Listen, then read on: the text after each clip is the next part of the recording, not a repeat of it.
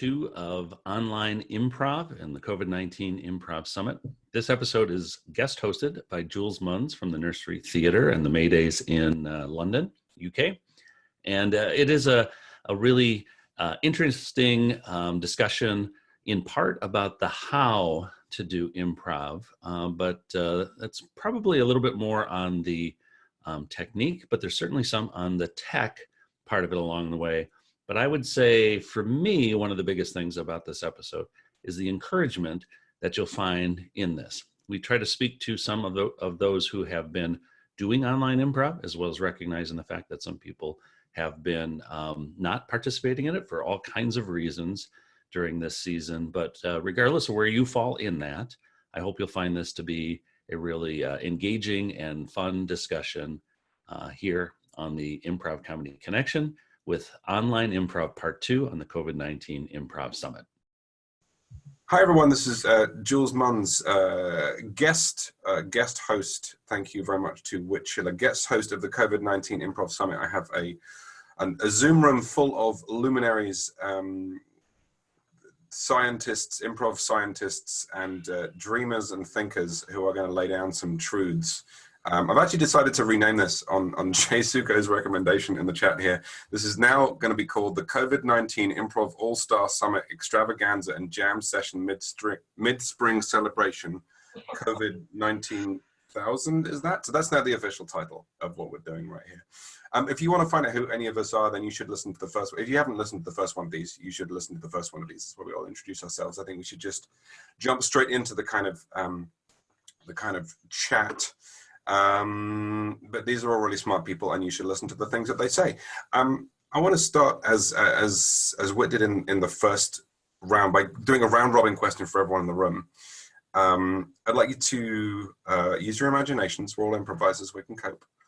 And I'd like you to imagine that you're talking to either a player or a teacher, as you wish, depending on your experience, who's done exactly no online improv, but has done a fair amount of offline improv or meet space improv, however you want to call it. And they are 5 minutes away from doing their first class or show. What is the one thing that they just need to know? And it can be specific and tiny as you like. It can be huge and broad as you like. Let's go to Vaughn quickly. He's got his hand up there. Just remember that improv isn't about perfection. So you can be yourself and don't be afraid of making mistakes. No one's going to judge what you're doing because it's the same as being on stage. It's freeing. So don't be mindful of that there is a camera and there might be a light on. You're not going to do anything wrong. You're not going to fail. It's interesting how much it feels more like it matters online. Maybe that's just for me. Like I'm not a digital native. I'm a little bit too old for that. But like it feels more like because something's recorded that I don't have the right to make mistakes. Yeah. But it is interesting how those improv truths need to be restated. Jay. Yeah, I think also don't forget, like, you're more vulnerable because people are coming into your home. They're coming into your bedroom, your living. Oh, it looks like we've lost Jay for a second. And that'll happen. And that will happen. Yeah. He's doing good. Does anyone else want to jump in and answer the question while we wait for Jay to kind of re-arrive? I swear this sounds flippant, and it's almost the exact opposite of what we've been saying. But test your sound. Make sure your sound is good, and get other people in the Zoom chat to verify it right before you go on. Because if your sound is good, your video can be blocky and your lighting can be bad. But if your sound is bad, it's not going to work.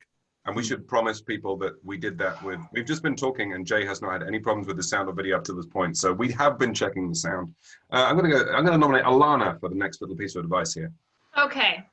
Use gallery view if you're using Zoom, and select in your video settings, hide non-video participants, so that when people press stop video, they go into the audience. You can create the same dynamic as a classroom using just those settings. Love it. Thank you very much. Let's go down to Amey. I sort of feel like this entire, in theory, the separation between these two sections was why do online improv and then how to do online improv, which sort of means that the second half of it should just be us listening to Amey for an hour. And that's really what this should be. But for some reason, the rest of us talking. So let's go to Amey for as long as she would like to talk. It's funny because I found that people really are concerned about what they look like. So I usually spend, I mean, everything that you guys have said, but it's funny because there was a UCB Lloyd team that are just going to do their first online bat.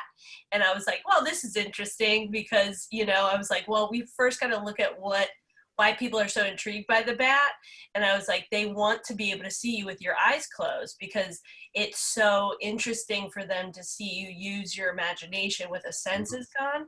So I usually spend the first 15 minutes with any team that's kind of going into their first online thing by being like, okay, if you prop your computer down like this, you've taken 10 pounds off of you. If you have overhead lighting and some lighting from behind you, that's great. If you've got, sunshine in your window, and you're going to be going from 7 to 8 o'clock at night on the Pacific, maybe you want to make sure that it's not focused on the light so your lighting doesn't change, and just to give them that ease and comfort that they're going to look their best while they're doing it. And then I also say sometimes people will feel better if they're standing, so I tell them to prop their computer up, because you'll have all these people that do the thing where their laptop is kind of angled so they look like a giant. And I was like, well, you're going to have this weird, everyone's going to always make you these high status giant characters if you're not full frontal. So I think getting that out of the way, then people are like, okay. And then my biggest thing is what I said in the first one is don't let this limit your imagination. Just see if there's things that you can do. I had one team where for the longest time, this guy was doing this, he was doing a walk-on. And I was like, you don't have to do that. And then other people being like, well, I'm leaving. And then they just sat there. I'm like, then leave. Walk out of your box. So yeah, just allowing your brain to not let this be a limited thing, to let it be something really fun and cool you can do. And backgrounds, when people use backgrounds, I'm always like, they're afraid for us to see how messy their house is. So I'm always like, if you use those virtual backgrounds, your bandwidth gets really messed up. So you might want to just figure out what's going on behind you and move to a place where you're okay with it. But yeah, just general tips usually like that. Lovely, thank you very much. Jay, we'll come to Whit in a second as the last person, but Jay, you got cut off halfway through. So do you want to start again on your answer to that question? Well, yeah, it's kind of along those lines of technology is going to mess up. There are going to be things that happen unexpectedly. And so people are going to freeze and the video is going to lag and all of that. That's all part of this. And the more you do it, the more comfortable you're going to get with it. And I think Amey was talking about just lighting and things like that, shine a light on your face because that will help not slow your computer down. Or what took me a little bit to get used to is deliver into the camera versus looking down at people. And so I think those issues are, the more you do it, the more comfortable you get with it. But look at this as a different way to improvise, not trying to fit what you wanted to do on stage in this technology. Don't fight the technology. Look at ways to use the technology. Right. To me, I think this may not be a long-term answer, but to me, changing the stakes in your mind has been a big thing. I think about in the US, The Tonight Show, the way Jimmy Fallon has been doing things where it's just kind of you're in his living room for this. Make it living room ready experience as opposed to thinking it's got to be 1,800 person theater ready content, and have it be that much more personal as opposed to polished. There's a lot of forgiveness and grace in terms of the production value or content because we're all in this. And over time, unless you live with someone who is expert at cutting hair, in 3 weeks, my presentation on camera is going to be that much worse. Vaughn, I want to get that same cap because I think I'm going to need it. I'll send you one. Oh boy, thank you. But I think if you change the stakes, because you're not getting that feedback, you make it easier for yourself to actually have some fun with it, which is obviously going to be a bigger part of doing it. And I think what I've really enjoyed about the improv community, or the vocal improv community, because I think it's worth mentioning there's a whole bunch of people that this just didn't happen for. There's a whole bunch of people who don't even know that improv is happening online. They're just sad that their improv team isn't meeting or their improv class isn't happening. But there's a lot of people talking about the positives and the surprising. One of the little positives I love is that if I'm playing a scene with Elana and we're kind of quite close to the camera like this and looking at the camera, every single member of the audience gets to see all of my face and all of her face at the same time for the whole scene, and that's kind of amazing. I'm really obviously there are restrictions, but I'm really loving looking for those positives which were there. And I want to throw another question out. I think it was Jay that mentioned it a second ago, this idea of trying to take the thing that you do on stage and just port it online. Just grab it and go, right, we're going to put this into the online space. And that's one option, and that's kind of inevitable. It feels to me like we're at the same place as the first few years of movies, the first few years of motion pictures, were like, we don't know what this means yet. We don't know what this looks like yet. And no one in Paris in the 1920s can predict the MCU or however you want to frame it. So you got the idea of just like porting something online which already exists. And then we've got the idea of improv, which is designed to be natively digital. Improv, which is designed to be here and feel like this is where it should be.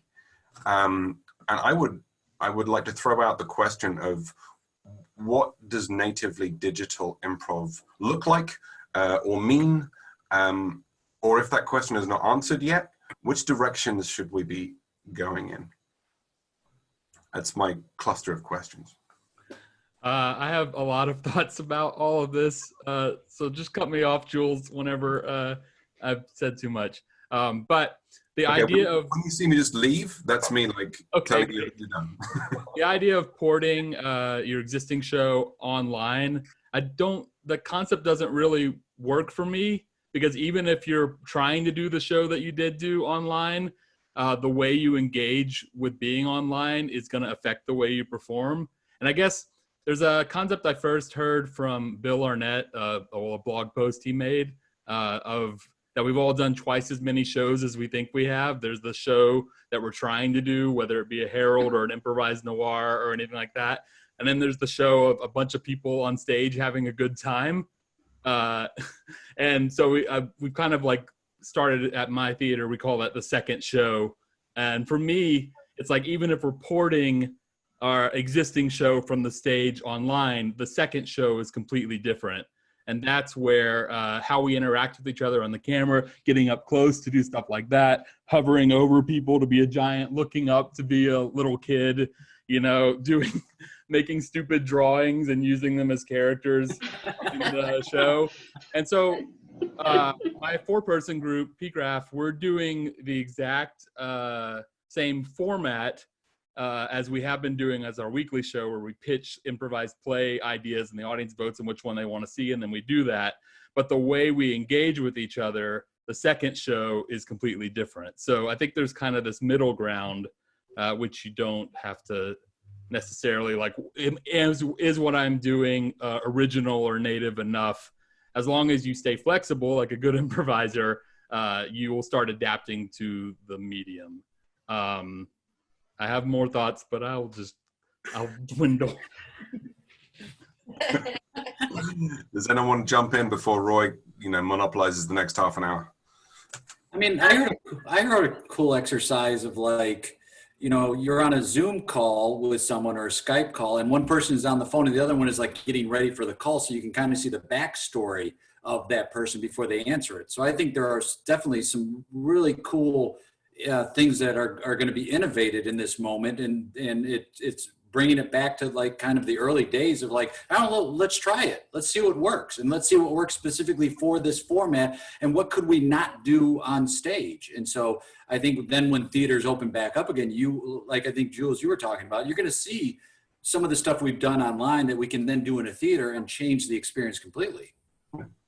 Amy, I think you tried to jump in there and got steamrolled. The thing that I find that I struggled with when I first started doing this again was the idea of doing live sets live on like Facebook and Twitch, because I was like, because I was I think the first one we did was on because I had always used the Google Hangout technology. I hadn't even heard of Zoom yet. And so we did an Improv Famous on Google Hangout, and I didn't, little things like I didn't realize that because I was hosting the meeting that you would never see my video. Like, so we had scenes with tag runs where you never saw me, you just heard my voice. And I was just like, oh man. But then also, why do it live if we're not interacting with people? Because then I did another set. I forget which group I was doing it with, but I was like, oh, we're going live and we want to interact with the audience. But then I found myself, like, people were yelling at me on Facebook because they're like, I'm not friends with you, friend me so I can watch this. So I'm in the middle of doing improv and at the same time, like, answering questions on Facebook, friending, like I had 100 people friend request me within a 30-minute period of time where I'm just like, this is nuts. So lately I've been experimenting with that, where I've just been doing a Zoom at 2 p.m. with people from East Coast and the West Coast, record it, throw it up. No one's the wiser. And then it actually is better quality, especially if you're going to Twitch, Facebook, and YouTube all at the same time. There seems to be a discrepancy with syncing. So if you record it and then post it, there aren't those lags in time.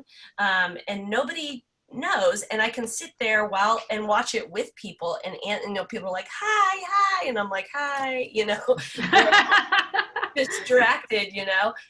So I think that's one thing we need to realize, that no one really cares if it's live. Like, no one's the wiser. It's just like regular, you know, when they say it's live on TV, it's not. Even like Saturday Night Live, like, you know, I went and saw the dress rehearsal, and you get to see this whole, like, oh, it's actually like a 2.5-hour show, and we get to see all of it until Lauren cuts, you know, 45 minutes of sketches, and then they've had a rehearsal. So it's like, is anything truly live, and do we really need to do like anything live virtually? I mean, I think that's the separation for me, is like, stage live is great. Like this, we don't necessarily have to do it live for the people. They can still feel like it's live. That makes sense. Yeah, I had a feeling that Von and possibly Whit might want to jump in on this topic. Knock yourself out, Von. Yeah, so comedy sports, you know, we know it's a live thing, and we've actually found a lot of success with actually doing it live. The trick that we do is, being that how comedy sports is done, it's also a production when it's live. You have your announcer or your referee, you have a sound tech that does nothing but sound, you have a video tech that does nothing but video. We found that if we're able to actually have that host that has hands-free, that all he has to do is just host, and then we have somebody in the background that is doing the sound or adding the music drops, and someone else is actually doing the checking in on the chats, we find that, one, we get to cast a lot more people, because, you know, when you do a show, you only have a certain amount of people are able. But this way, our players and our tech staff, actually, they're fully interactive with it, and it's live. And we found that our audiences, like our chats, like explode with excitement. Like if we get a suggestion and we say, hey, thanks, Jay, for your suggestion of banana peels, you know, then Jay feels like he's actually a part of the show. We actually do a lot of volunteer games where we'll actually pull someone out of the audience or out of the attendees and bring them into the live stream. And now they're part of the show. And it's kind of like, it's like you're watching TV, but if TV could be interactive. So we've actually had a lot of success with that. We struggle with the recording and watching it later because we do short form. So there's a lot of suggestions, a lot of audiences yelling things out. And we found that our audience gets frustrated where they're like, you never use my suggestions. And it's like, well, that was yesterday's show. So yeah, we can't do that. So, you know, kind of the flip side of yours, we find that having that live right then, right now really works well for us. Yeah, I think I mentioned this, and I'm coming to Jay in a second. I mentioned this in the first one of these, I think, but the idea of what does live mean and what does here mean and what does now mean is all kind of messed up, because I think for most of you it's like 3 p.m, now maybe 4 p.m. For me, it's pretty much midnight. So like, it is the same time, but it's a different experience of time because I'm about to go to bed and you're about to do whatever you do on a Sunday evening. So, Whit, do you want to jump in on this? Because I suspect you might have things to say, and then we'll come to Jay. Yeah, so I had been reading, went back to Spolin's book, and one of the things that she talks about a lot, or it's just sort of that consistent theme, is the point of concentration. And the things that she was getting at with a lot of her exercises was trying to help somebody be so focused on that point of concentration that they were able to forget the other things that were going to pull them away from being present or active or whatever it was, connected. And I feel like, just kind of to piggyback on Von's comment, in some ways, that if you're able to take away some of those things that distract, that move you away from the point of concentration, I think that is very helpful. But I also think that the medium, it's almost different enough that I feel like it's almost like going back to Spolin and finding where are those points of distraction so that we can find what our points of concentration ought to be, might help us build back up this art form in a different way that matches the medium. And I think we're getting pieces of it, but there's, in scene work probably more than anything else, I think there's a lot of rebuilding that we would benefit from if we want to get to full scene work, at least given where the technology is at today. Jay.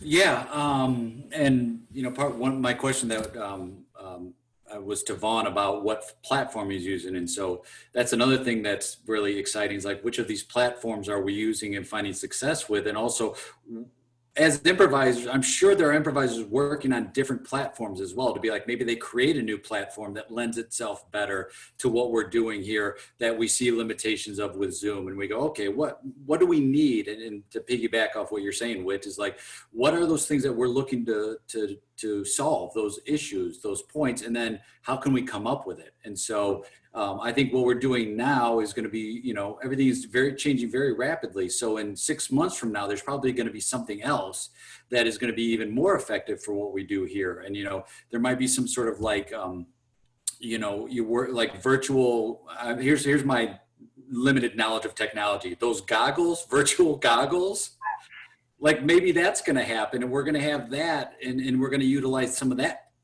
technology as well. So if you go into this thinking like, oh, this is not going to work, then you're going to be right. Absolutely. You're going to be like, this isn't working for me, and you're going to play out that narrative, and that's fine. And I've asked some folks to play shows who are just like, I don't, the online thing doesn't appeal to me, which is, that's perfectly their right. I'm not saying that's the wrong or right way to look at it.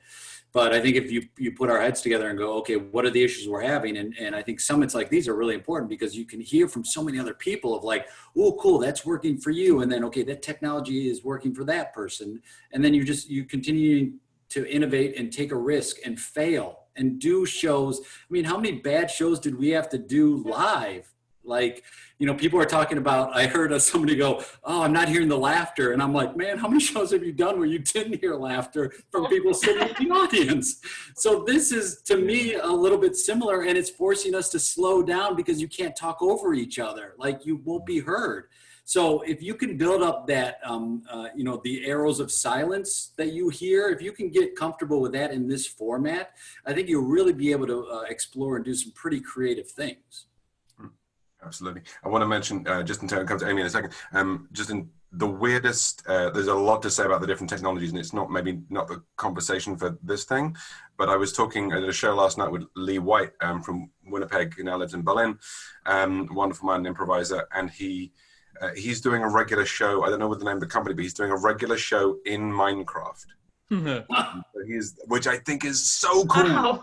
And I am like 10 years too old to really know what that means, but that's fascinating. Amey, I'm going to come to you, and I'm going to kind of come to Elana, because we haven't heard from her in a while, and she's smart, so we're going to come to her after. Yeah, I just have questions.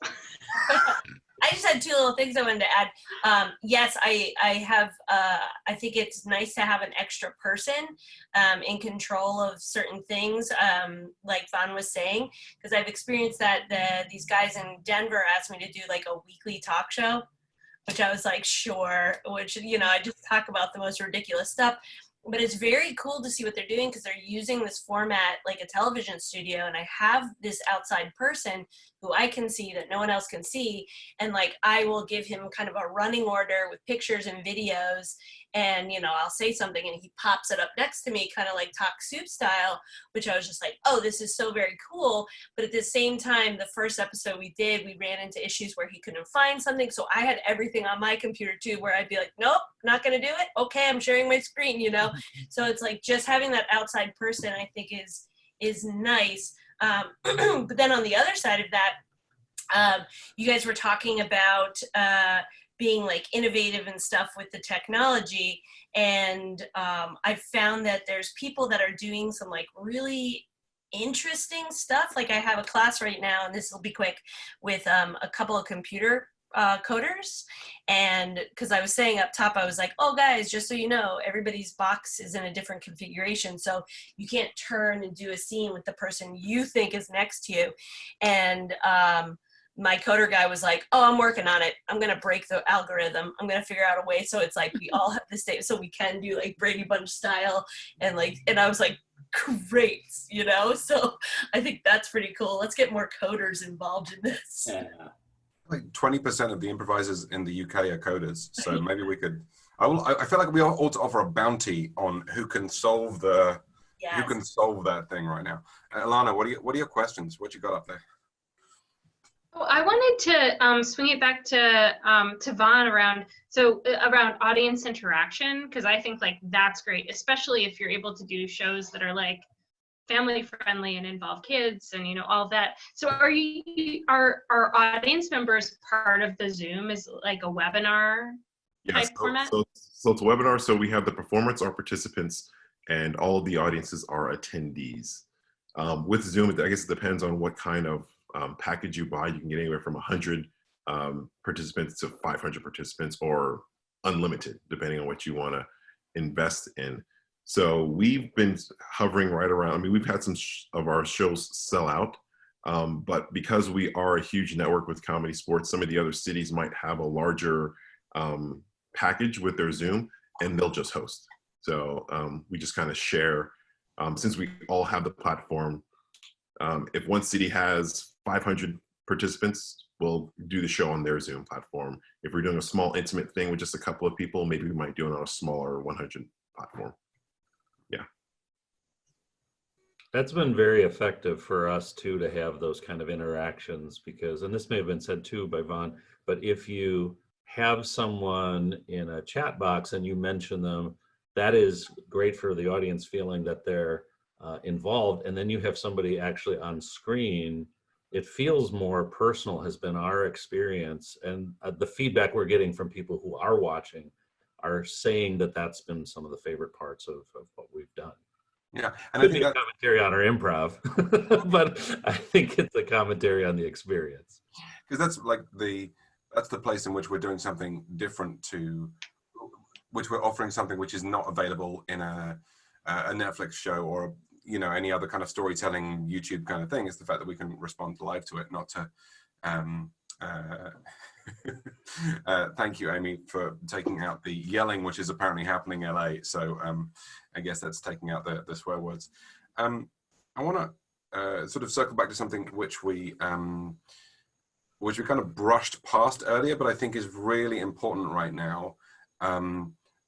We are all people who have been involved in the early stage of this. We're all quite excited by this. We're excited enough to have been invited to something called a summit. I've never been to a summit before. It's really cool. My partner in the other room was like, I'm just going to go and do the summit in the study. It felt pretty great. And there's a huge chunk of the improv community, performers, teachers, audience members, and all the other kind of roles inside the improv community who have been, and I'm cautious of this term, man, this camera is annoying, I'm so sorry. I'm cautious of this term, left behind. There are people who have just not had any interaction with this. And I guess I have a couple of questions around that. One is what can we do to lower the threshold? What can we do to bring those people along with us? But then I guess maybe the higher level question is, does it matter? Are there just going to be a set of people who don't want to do improv online, and fair enough, you do you, when the theater's open again, you can come back. And I flip-flop back and forward on that second question on a sort of half-hourly basis. So I wonder if anyone had anything to say. Yeah, Jay. Yeah, I think you definitely leave space for sure, but you can't bring anybody with you. You just, and that's not your responsibility to bring them with you, but definitely leave room for it and say, you know, if you have any questions, please reach out to me or I'm available, or invite them to do shows. But in my experience, it's like I spent a long time trying to bring people to shows or do a certain way or do certain things in improv. And it's like, I'm not going to exclude anybody, but at the same time, it's like, if they want to be a part of it, come on board. Like we have room for everyone, but I'm not going to try to convince someone who doesn't want to do it. I think the more they see it happening, there are going to be a certain amount of people, a certain percentage that are going to sheepishly come and talk to people and say, oh, I think I'm ready to try it now. And I think, like, yeah, let them hop in, but by no means like drag them with you. I'll say something if you don't mind, Jules. As a theater owner, it's been an interesting. I agree. We can't drag anyone into doing stuff, but we're also trying to just keep it going, and we want our community to still be here when we're back to being a physical space. So the thing that we've tried to do from the very beginning is to maintain a sense of normalcy, both for our performers, our students, and our audience. Since we have a theater website, we basically are using the exact same mechanisms to promote our shows and our classes as we have been doing online. We still send out our weekly newsletter, and we still sell tickets to our shows, even though they're streaming on Twitch and tickets are now optional. But you still see the listings in the exact same way. And we communicate with our students in the same way too. And we do level classes at our theater. So a lot of them we're kind of wrapping up and then moving into the next level. And we've just been telling them the next level is happening. It starts next week. We would love you to continue. Obviously, we understand if you don't have the right setup or you don't have the headspace for it right now, we'll catch you when it starts over. But if you want to continue the journey, then we're keeping things the same as much as we possibly can. It's just now we're meeting in Zoom instead of at the theater. And the other thing, as far as performers go, we're trying to provide jams and like low stakes performance opportunities, which we provided in person anyway, because my feeling about it is after you do about 3 shows online, it feels kind of the same. I think you get over that hump of like, this is weird, I feel disconnected. But if you get a couple under your belt, I think that sense of normalcy returns and that sense of connection. Yeah. And then Amey. Why don't you go, Elana? You had your hand up first. Oh yeah, I was gonna say, like, I would actually like flip it. I think that before, a lot of the problem was the accessibility of improv, you know, especially to people that have different financial needs. I think like we're in a place now where we can do a lot of pay what you will, pay what you want, and sliding scale things as far as like classes go. And it has proven to even out enormously well. Also with tickets, people can see it for free, or they can buy 15 tickets if they have the means. And it just shows like people with the means will take care of people without. And it actually has evened the playing field in a really amazing way. It's almost as if socialism had something to teach us. I shouldn't be saying this in front of Americans, and I deeply apologize for what I just said. It is a socialist model.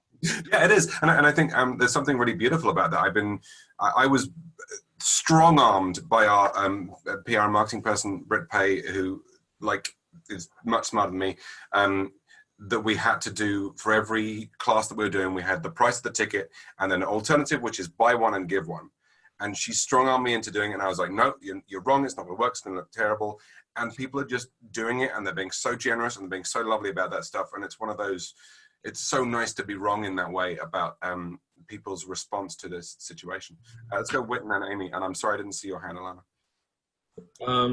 Yeah, I guess the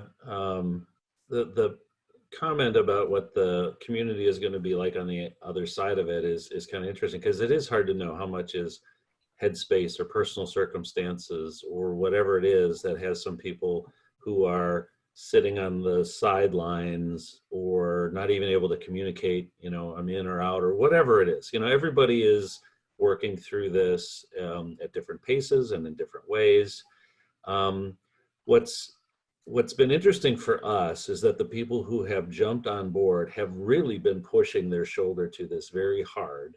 And they have been typically the people who have had the least, not the least, but lower number of years in improv. Whereas those who have been doing this longer have been least engaged in it. And again, there's personal circumstances that may explain every single one of those stories, but the experience is going to be very different on the other side, or at least this is a concern I'm having, is how do you, on the other side of it, have people as connected and able to jump on the experience of doing this new thing together, which has been very energizing and unifying when you've missed it. It's kind of like, you know, the freshman in college and the senior in high school who have tried to keep their relationship going. Well, now they get back together over summer break and they're different people than they were when they left. I worry about that dynamic kind of playing out within our communities. And I think we need to be ready for it so that we can care for those who may need to be pulled back in a gentle, kind way. Yeah. Gentle and kind. Big words right now. Amy, you disappeared. You came back, and I know I was trying to mute myself because there was a motorcycle. So two things, just really quickly. When Terry and I decided to bring this back, we had a long discussion about what it was going to look like this time, and it really almost killed me the first time because I was doing three to four shows a day with people all over the world, and I was the one that was kind of facilitating that for our site, and then pulling stuff on YouTube, and then taking funny clips, and so we could have these retention of people was like 3 to 4 minutes. So it was like, let's pull the best scene from this show and showcase these teams. And I said to him, I'm not doing that again because it's free work, and that although I love free improv work, I can't survive that way. And I told him, let's do quality over quantity, not meaning quality of what this looks like, but I said, let's put together people who people never see together. So it's like, let's get Joe Bill, and let's get Jay Sukow, and let's get Dave Rosowski, and let's get people from Copenhagen all together so people can be like, oh, wow, if they're doing it, maybe I should give it a shot. And then on the other side of that, with my classes, most of the people in my classes already knew that I do online stuff. So they were kind of on board with continuing like 401 with me, but then a lot of the other teachers had problems having that retention. And I kind of reached out to some of them, and also my students, being like, well, I'm going to record the class, I'm going to keep you on this email, and I'm going to send you an unlisted link. And if you really feel like you want to keep up with the class, you can watch these and tell me how you're feeling. And then maybe 2 weeks from now, you're like, you know what, I'm going to jump in. And luckily that's happened. And also there is still a student that they paid for this class, and maybe they're not taking it online, but they're writing down the lessons and learning the lessons on their own time and their own speed. So I think just showcasing that we're all doing this, so why not try it? And then also making it easy for people to ease into it. Yeah, I think that the ease of when we started doing online classes pretty much just before the formal lockdown happened in the UK, and the first 2 or 3 that we did, pretty much every single person said, as they were checking out the class, pretty much every single person said, I didn't think this was going to work, but it did. And I think that was probably my response as well. It was long enough ago that I don't remember having that response, but I'm pretty sure that would have been my response. And it's about, I think it's such a great idea to just record a class and with a bunch of people who are okay with that, stick it online and say, hey, have a look at it and see if you'd enjoy being part of it. I wrote that down. I'm going to do that if that's okay with you, because that's really smart. Jay, you just wrote the word empathy in the chat. I wondered if you wanted to say a little bit about that, what you meant to make that note there. I think now's the time more than ever to practice empathy of ourselves, but then also of our students or other performers or things like that. And so to put yourself in their shoes. And that's why I'm saying, I'm not going to bring somebody along who doesn't want to, but I'm always going to have that opportunity. And by me putting up shows or offering classes online, maybe they'll step back into it. But I think empathy is such a huge need right now. And as improvisers, we can lead the way with that. And I saw this thing today online. Brene Brown talked about sympathy versus empathy, and it's amazing. And it's like sympathy is when you're putting onto somebody else, well, you should be thankful because, you know, this. And empathy is putting yourself in their shoes.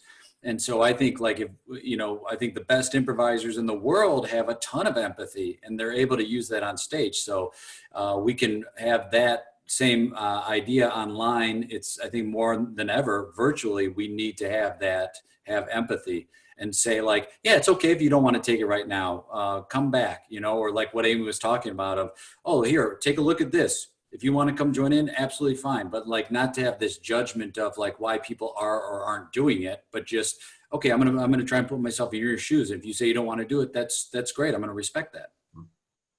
Yeah. It's so. I find I've been blogging about this quite a bit, and I very nearly called one of the blogs a workaholic's guide to the apocalypse, because I found my response to it was, right, I'm going to knuckle down. I'm going to be at this desk 11 hours a day. I'm going to make this work, because that's how I respond to trauma or new experiences of surprise or any of those kind of stuff. But it's been a real conscious effort for me to make sure I'm being empathetic to those people who have the opposite response, those people who just can't get out of bed that day, and to and it is, yeah, it's an interesting meditation there. I want to open up a question. I feel like there's an assumption here which I just want to flag up, which is Whit used this thing he was talking about where improv got knocked down as a result of us not being in the physical space together, and it's coming back up because we're doing work on this and we're discovering it online and we're getting it together and we're having all the interesting conversations and just doing it and getting better, as Amey pointed out earlier. I have a question as to whether it's the same art form, in the same way that like stage acting versus screen acting, when screen acting suddenly became a thing, is basically a different art form in my experience, in that I'm pretty good at on-stage actor, but I am terrible on screen. I am unforgivable on screen. So there are some transferable things, and there are some things which are the same. So my question would be, is improv the same art form? What are the similarities and what are the differences, and how much does it make sense to be talking about it as one thing versus two? That was a lot of questions. Sorry, Roy. Yes, it's the same. Cool. Thanks, Roy. I think it's, in a way it is the same. I think also in a way it is different because you're performing to a different medium. So if you're really big on this platform, it's going to sometimes maybe be less genuine, maybe, but I think you can do a lot less and have a bigger impact just because of it's not on a big stage in front of a lot of people where you have to be more expressive. So I think in a way it is almost like improvising on film. This to me is, I'm really excited about this question, Jules. This is, I think, why I asked you to moderate this one, was so this one would come out. Because to me, I think deciding what improv is foundational to the experience in many ways, because we see people on stage. And you and I had a conversation a while back, and I don't remember exactly how we phrased it, but it was something like, what's the purpose of improv? And to me, improv is about finding ways to be present and connected with each other. And this is a different medium to do that.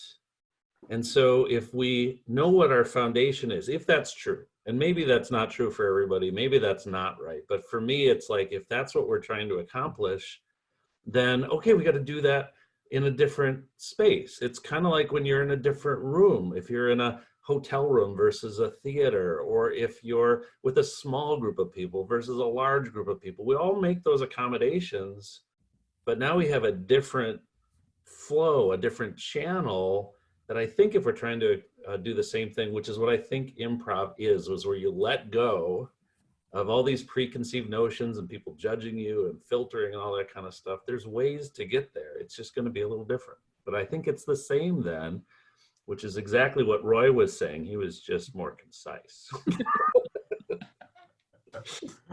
Vaughn, I'm going to throw to you just because we haven't heard from you in a while, and you have a lovely voice. So anything you want to throw in? I mean, I think it's pretty much the same. I mean, I echo what Roy's saying. I mean, granted, it's a different tool, but I believe some of the same mechanisms still are there. Amey kind of pointed out there are other different things that we could do to make it unique to this specific platform. But I think it's the same art form. I mean, whether I draw on a pencil or draw on a pen, it's a little bit more difficult in a pen because it's less forgiving, but I think it's the same art. Cool. We're getting, who are you pointing to? Yeah, maybe me. I don't know. I I'm sorry, feel. we keep No, missing it's your, okay. I'm sorry. I have to say, it seems like deeply hypocritical for us to say it's different and not improv anymore. Like, our whole thing is having a growth mindset and being adaptive to new realities. So I think it's a dumb question, Jules. That is why I didn't call on you to answer. So, but I do think, here's the thing, this is why I think we're so important, is like, we need to like be like the models in society to show people that we can still connect with each other, that like, if we can adapt, then anyone can. yeah, absolutely. And there's a lovely, I forget who the quote is from, but there's a quote about improvisers improvising on stage, providing a model of community for those people watching it. And I think that's absolutely right in terms of the thing. The question is dumb. You're absolutely right. I agree with you.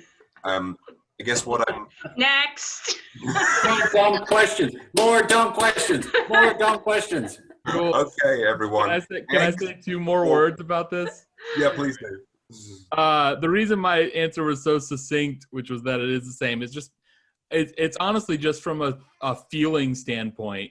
Like after doing like a few shows, doing one of these shows feels the same to me. It didn't feel like I was doing a different art form or any of that stuff. You know what I mean? I got the same feeling improvising and connecting with my fellow performers that I did when I was on stage. So to me, it's the same. Yeah. Yeah, and I'll just piggyback on that and say, even though it felt like kind of shitty and I think I'm bad at it, doesn't mean it's not improv. It just means I'm not good at it yet. Or I perceive myself as not being that way, you know? Yeah, there's things about feedback loops, isn't there, which we kind of touched on earlier, that you can ride the laugh and you can use the laugh to tell you what to do, and laugh isn't the only response in improv and all those kind of obvious things. Yeah, I'm interested, and this is probably not a question. This is probably a question to be answered in practice rather than discussion. But I'm very interested as to like the texture and the feeling of scenes, what we take from what we have done before and what we have to drop or add in response to things. I'm interested in that stuff. We're getting to the end of our time, so I'm happy for anyone to attempt to answer that question. I have one final question to throw around, but that's what I mean by the question. Is it the same thing or is it a different thing? Because honestly, that doesn't matter. It's like, how do we make sure that we get as good at this as possible, as fast as possible? Because I'm impatient and we'll all be dead soon. Do a lot of it. Do it more often, yeah. Practice. Yeah, that's true. Well, and with that, yeah, it's like the more you do it, the better you get. But like also, what's the rush to get really good quick? And that's a question that everyone has to like kind of answer for themselves. But it's like, why is that the goal? And what does that look like? And what's that look like to you? So yeah, I think that we aren't far enough down this train to know what it looks like yet. So that's a really fascinating thing. Why is that the goal? Because I'm ambitious. Elana. I think like for me, I'm realizing like I need to carve out time to be a student again, because all I've been doing is teaching and performing, and I feel like I'm a very competent teacher, but then when I'm in the role of performer or student, my chops aren't there anymore. And so, I mean, there are so many resources now, I should just take classes all the time.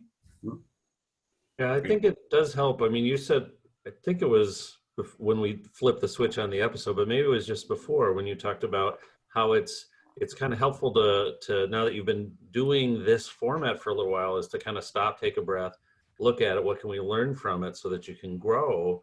Because in some ways, this medium, we're all starting, except for Amey, at the same kind of starting point. And when we were first starting out on stage, well, we were that much more aware of our need to be students and that much more voracious in taking in the information. We need to do that with this specific kind of thing without very many models to look at. And I mean, honestly, it took me like at least 8 months to understand how to make this work. And really what I've learned is that, and I've said it so many times during this conversation, but you just cannot limit your imagination. So it's like, I still do takeaway senses from people, you know, where I'll like have everyone mute themselves and just do like a nonverbal, non-miming set, and then I'll have them close their eyes, and like, just because I'm like, your brain's going to tell you all these things that you can't do because you're limiting yourself, but really everything that your brain is saying to you is what happens to you on stage as well. And you have to push past, right? It's like, don't go for the Z move, go for like the double, you know, F move, like go beyond space and heaven and like jump off the cliff and figure out what's happening after that, you know?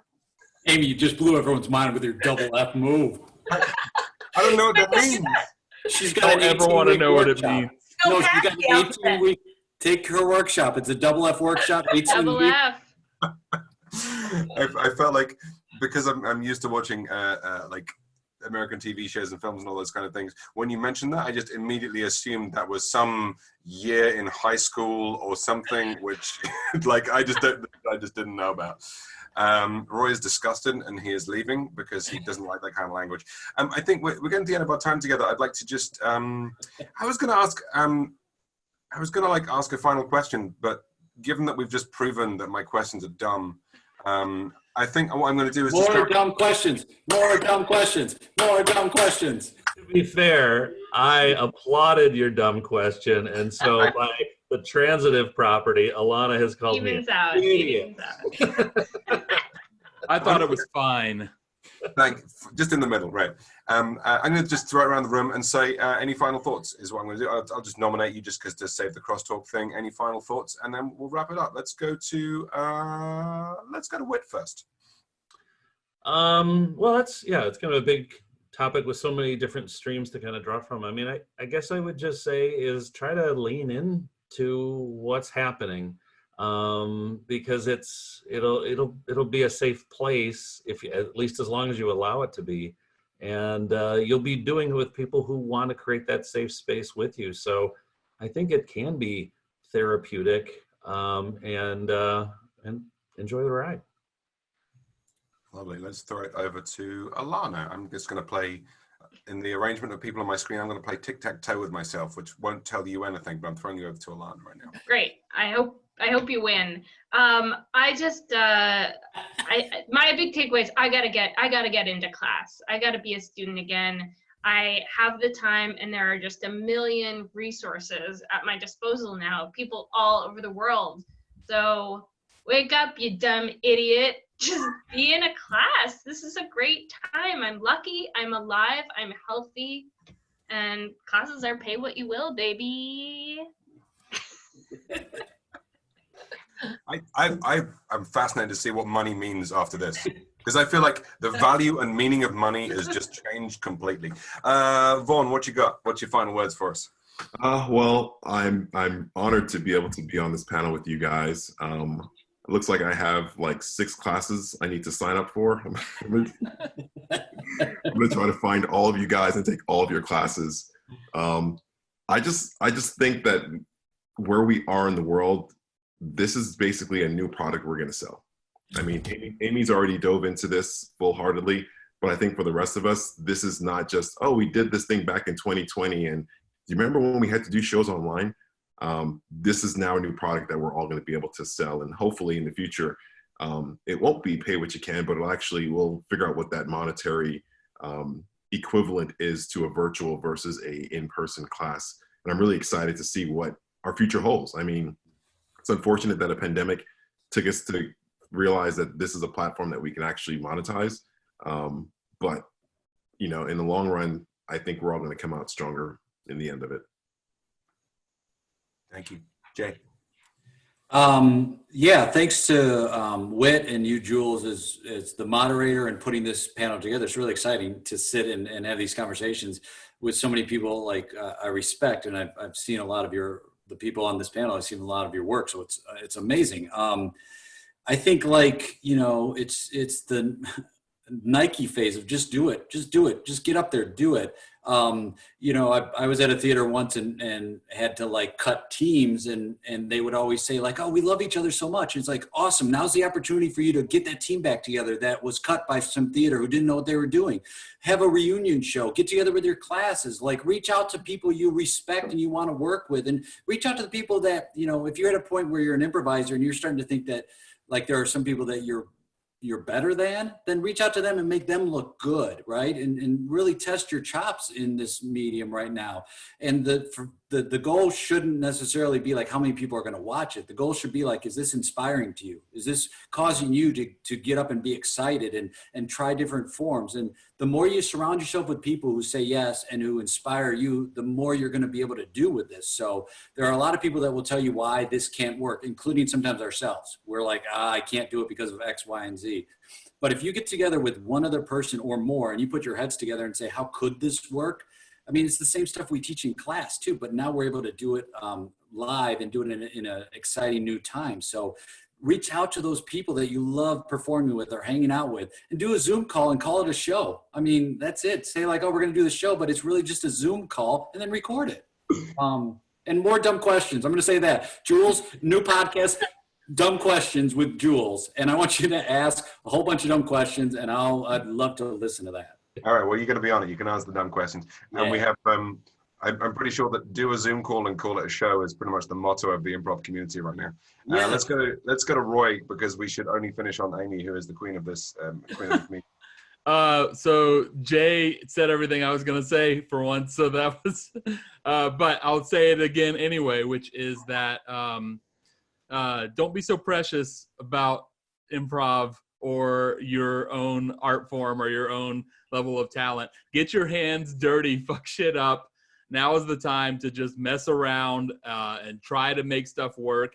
And if it's not going to work, then that's fine too. And also, like, when we first jumped into doing these shows, like, we jumped in very early, and so we had like 100 people watching, and I was like, this is incredible. And now, you know, like, sometimes there'll be 8 people watching, but who hasn't done 1,000 shows for 8 people or less anyway? And if you can connect with your scene partners and you can find that playful spirit and learn how to really have fun with the medium, you're going to learn so much. And I guarantee you, even if your theater reopens and you never do another virtual show again, it's going to affect your onstage improv in ways that you can't possibly imagine even now. And I mean affect in a positive way. It's going to make you more playful, more versatile. It's going to make you a better improviser. So yeah, get your hands dirty and see what's possible. Amey, bring us home. So much pressure. I mean, basically going back to what all of you were saying, it's funny because going through this process again, it's exactly what I would say to someone who does too much improv. Like, I'm spending now 6 to 8 hours a day online doing improv with people. And I said, you know what? I got to take other classes, other things besides improv. So like, for example, Jay and I were in a mindfulness for corporate improv workshop, which, like, to be honest, like I was doing it just to like kind of do something else. And I didn't learn anything really new that I didn't know before, except for when they put us in separate rooms in a Zoom.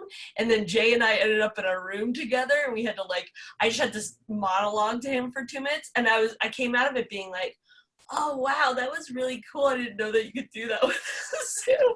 But like now I'm like, oh, I want to take a cooking class. I want to take, so if we make this our new normal, then it won't seem so completely out there that, you know, because this might be our future.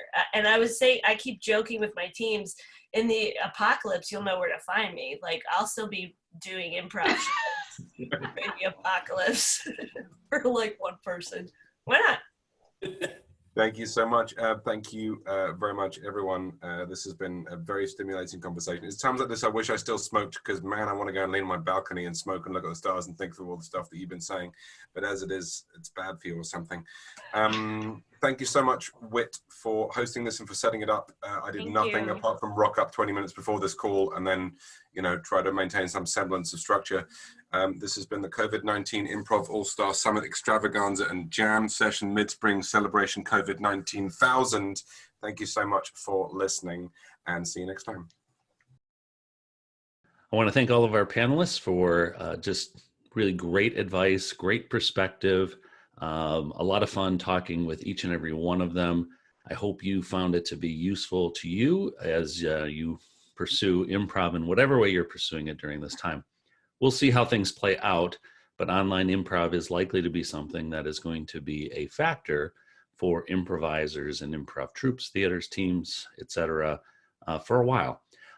May not be the main thing, and we kind of hope it's not going to be the main thing, but it is going to be part of it, and there are some really good and interesting aspects to it that should be very helpful to you both now and in the future. Thanks for tuning in to the Improv Comedy Connection, and especially this COVID-19 Improv Summit. I've been your host for this summit, but again, thanks to Jules Munns for guest hosting this particular episode. And we are planning to have 1 or 2 more sessions, recording sessions on this, and then we're going to put a pin in this, but we've got, I think, some interesting topics that will be ahead. If you want to find out more about the podcast, you can go to improvcomedyconnection.com. If you have an idea for the summit or follow-ups from it, again, the summit will sort of close, but if we can find a way to continue to provide the valuable insight and resources from all these disparate voices, we'd love to do it. Again, you can contact me through the website or shoot me an email at whit@improvcomedyconnection.com, and hope to see you again soon.